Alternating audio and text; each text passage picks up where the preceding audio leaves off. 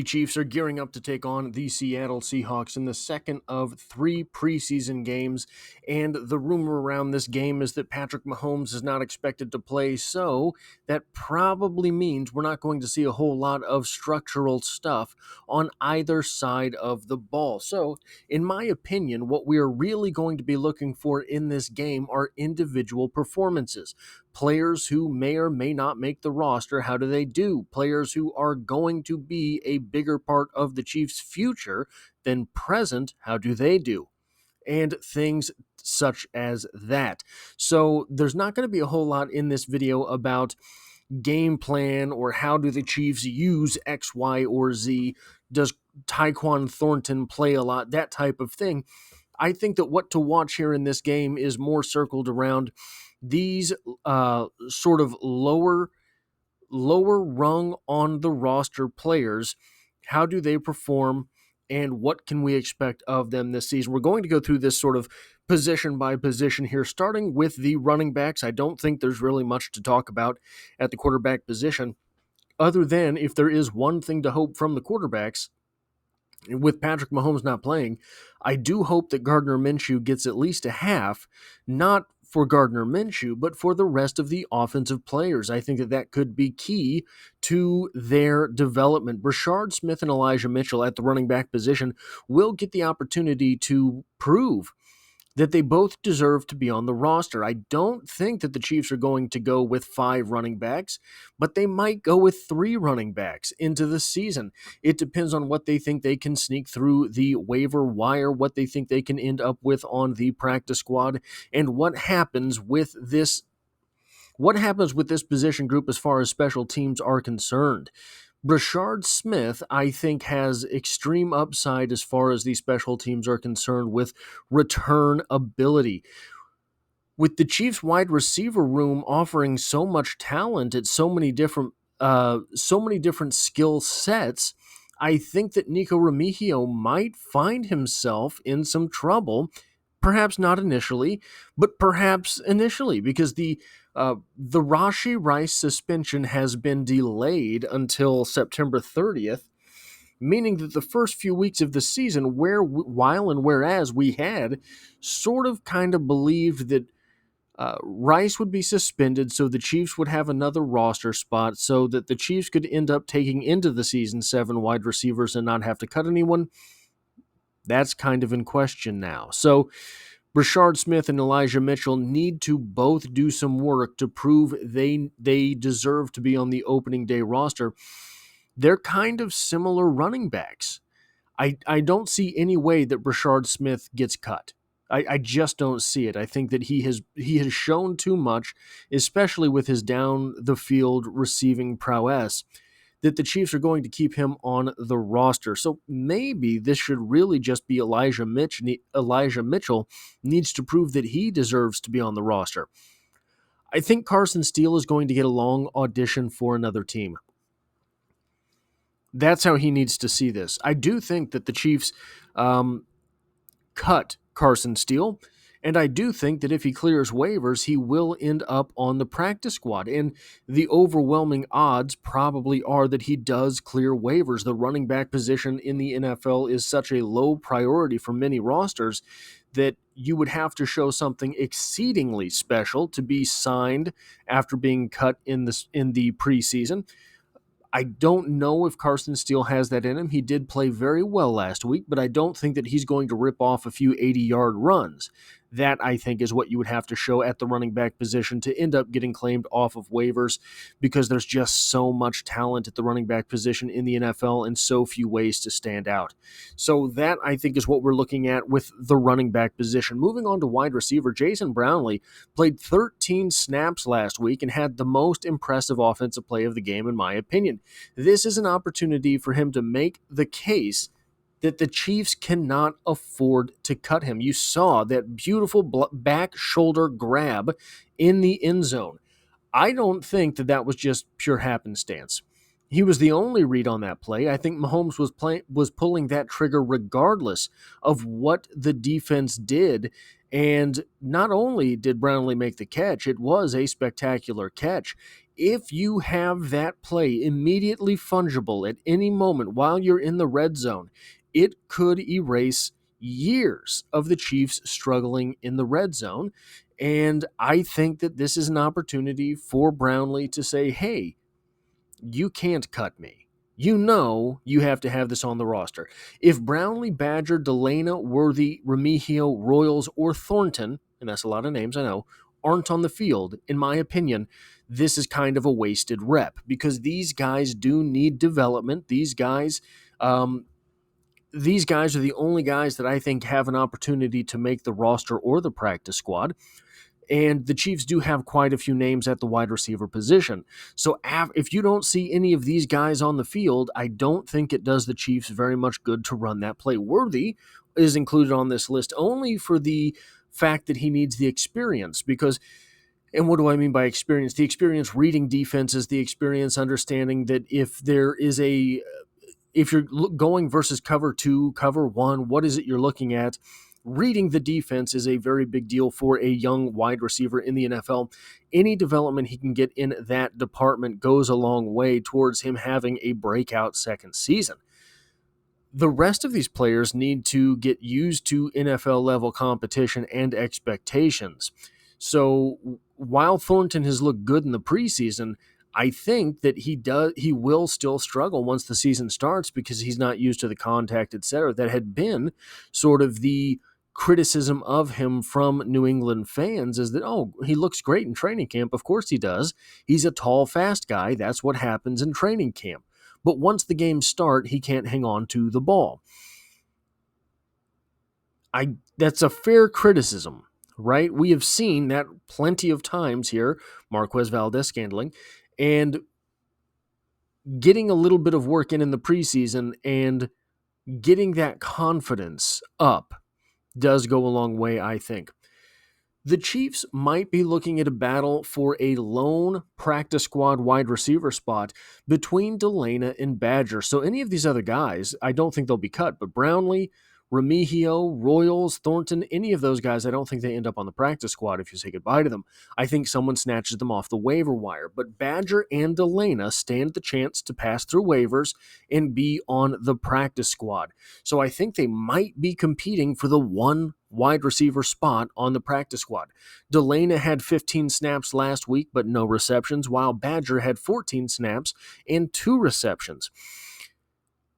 Badger looked better than Delana last week, but Delana had the cornerback beat on a play that ended up being intercepted. So, on a throw that ended up being intercepted. So, who impresses in this game?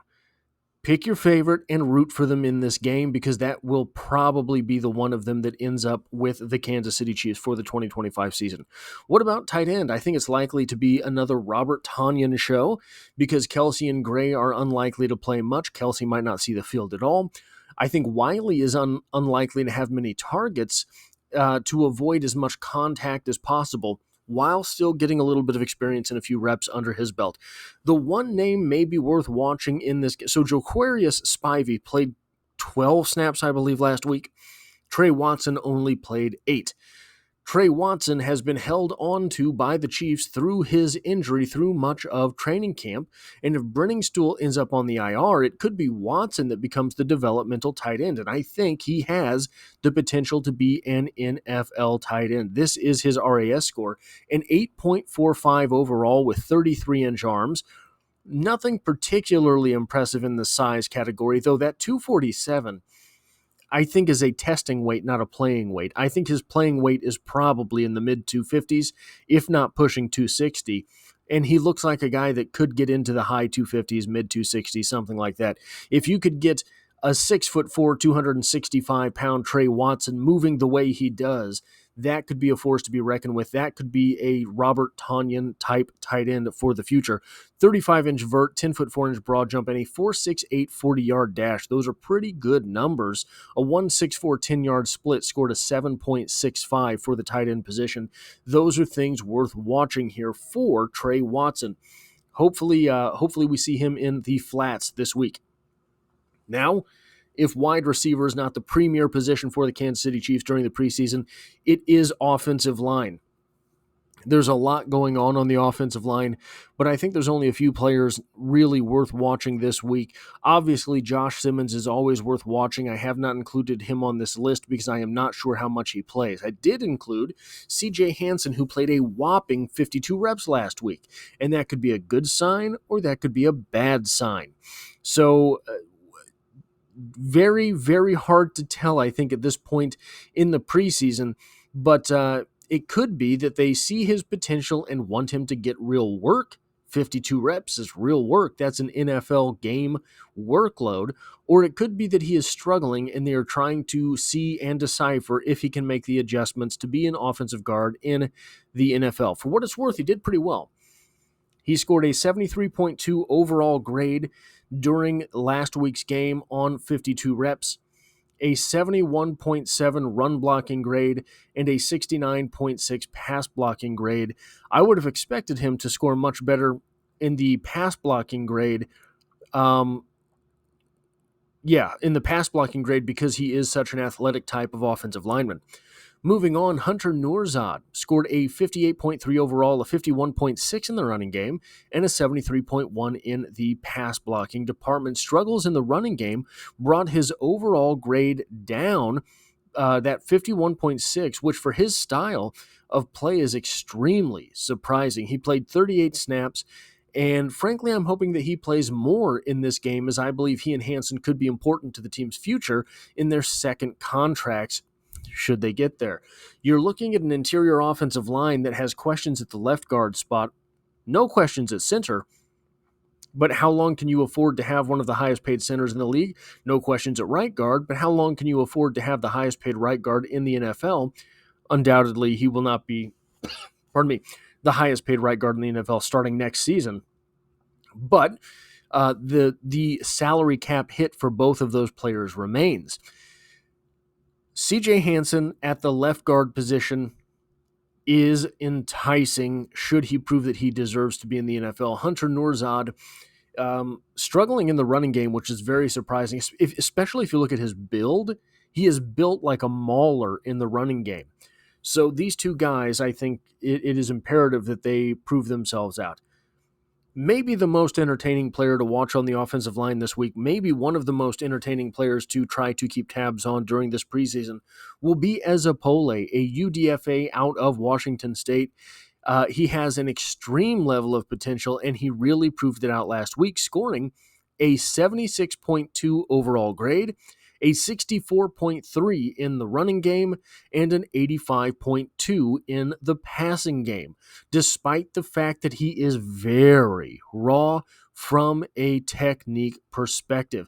And it's not like he played sparingly last week. He played 35 reps. So I'm hoping we get an extended look at him this week as well. I'm hoping he cracks that 50 rep barrier the way that CJ Hansen did last week. Because the more we see of Edde, the more we will understand how he can translate into the future.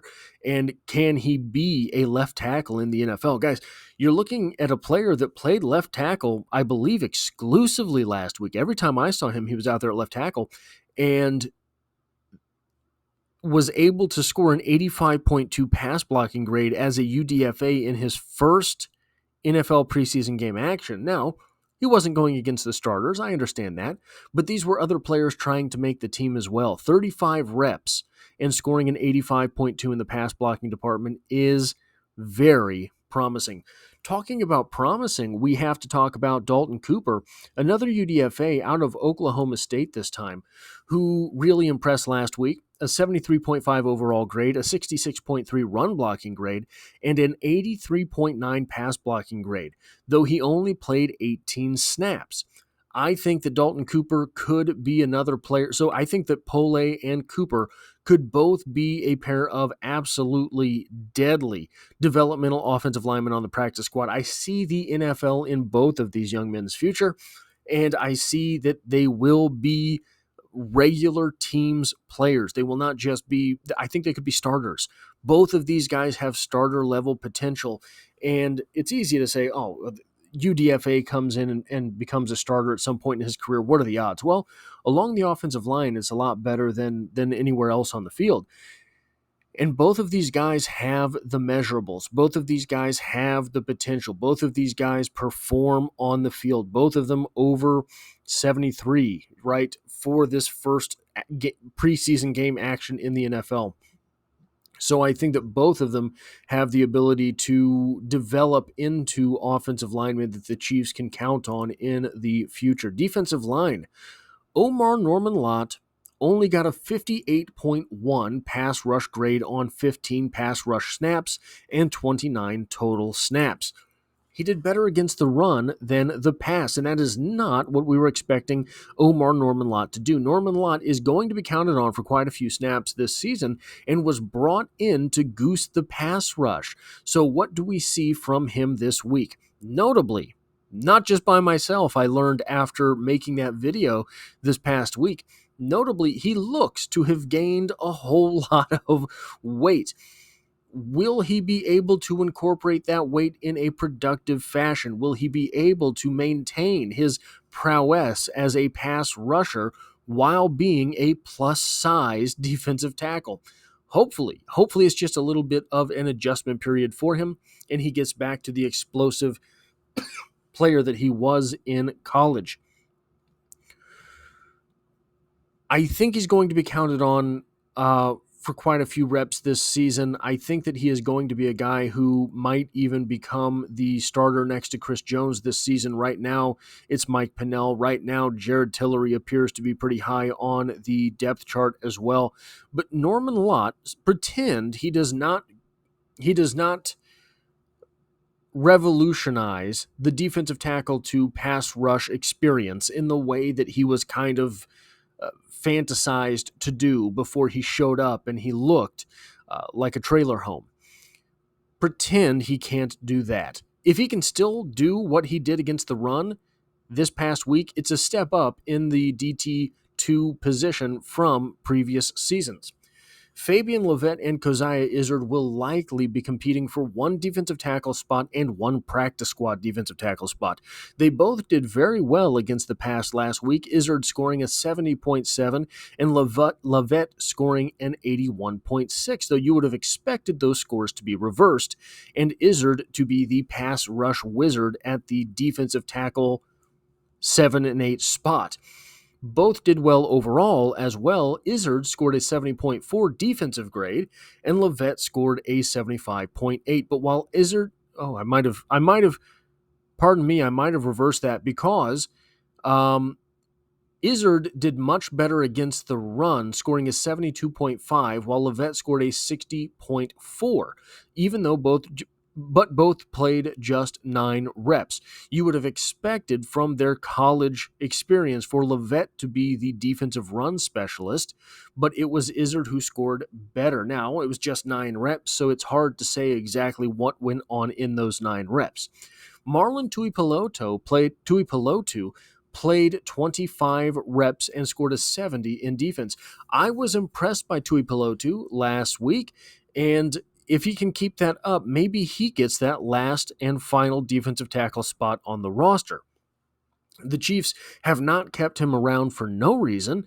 They did keep him around through last year on the practice squad and have carried him through to this year. So I think they might see something in Tuipulotu and want to keep that. So it's worth keeping an eye on Marlon as well. At the linebacker position, very interesting group. I think the top 3 are pretty set in Tranquil, Bolton, and Chanel. After that, I think it gets spicier than we were perhaps previously expecting. Jack Cochran, I think, struggled in his 14 reps last week, particularly versus the pass. Cochran has so far appeared to be the 4th or 5th linebacker, depending on where you had Jeffrey Bassa ranked. But the Chiefs, I think, Jack Cochran entered the NFL as a UDFA, made the 53-man roster immediately, and became a special teams ace. He is a special teams ace, counted on for many special teams reps for the Kansas City Chiefs, which would make you think that he is not in any danger to lose his roster spot. But Cooper McDonald impressed on both special teams and defense last week. Just because of the numbers, I think it will be an uphill battle for McDonald to make the roster. But if he makes Jack Cochran expendable, Jack Cochran, who is a much better athlete, by the way, if he makes Jack Cochran expendable, then Cooper McDonald could make this roster. Cooper McDonald, I don't know if Jack Cochran has any trade value, but the Chiefs could hope, right? And Cooper McDonald not only brought intensity, but brought skill and brought a whole lot of excitement as well. He was one of those guys that seems to be a sort of temperature gauge while he's on the field, and that sort of thing can be infectious. Moving on to Jeffrey Bassa. Jeffrey Bassa played 37 snaps last week. That's a lot of snaps, and he might have been the most impressive defensive player overall. Jeffrey Bassa has starting linebacker written all over him, which, by the way, if he is linebacker 4, if he continues to impress during the preseason, that might further make Jack Cochran expendable should Cooper McDonald really be able to play special teams.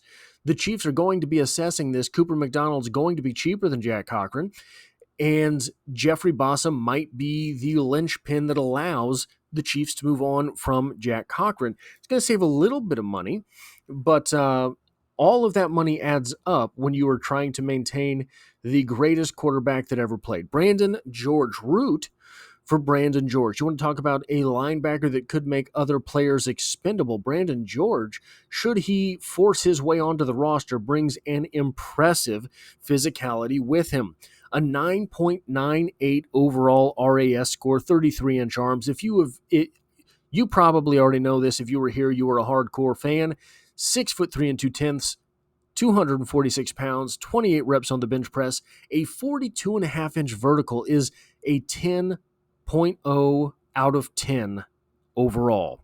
A 10-foot 8-inch broad jump, also an elite score. His one yellow score, a 4.65 40-yard dash. If he had run, I believe, a 4.63 40-yard dash, he would have scored a perfect 10.0 RAS score, because I think a 4.63 gets him into the green category there. A 2.67 10-yard split, a 1.59 or a 2.67 20-yard split, a 1.59 10-yard split, a short shuttle of 4.14, a three-cone drill of 6.98. This guy scores basically the exact same scores as Leo Chenal. But Leo Chenal struggles defending the pass, struggles in coverage. Which, hey, why have Leo Chenal in coverage? Just send him after the quarterback. But he does struggle in coverage. I think Brandon George offers some upside in coverage that Leo Chenal perhaps does not. At safety, Glendon Miller, a UDFA out of Maryland, has talent but might require a year on the practice squad. He played 27 snaps last week and scored a 54.4 in pass coverage. Not the greatest score there, but hey, he is a UDFA in his first NFL action. I think this year is probably going to be a practice squad year for Miller, but I think that he could be an NFL player in the future. He could be Deion Bush plus. Jaden Hicks had a rough week last week, in my opinion. If he emerges, it could mean domination for the Chiefs defense. He is replacing, I think, Justin Reed, who was solid for the Chiefs defense. He offered a very high floor for the Chiefs defense, but he did not raise the ceiling. Hicks has the tools to raise the ceiling. Hicks has the tools to make this defense absolutely incredible. And should they wish to return to the upper echelon of sacks, it could be Hicks allowing more versatility in the pass rush, not by rushing the passer, but by allowing the coverage back end to let Steve Spagnuolo let some things rip from the linebacker position.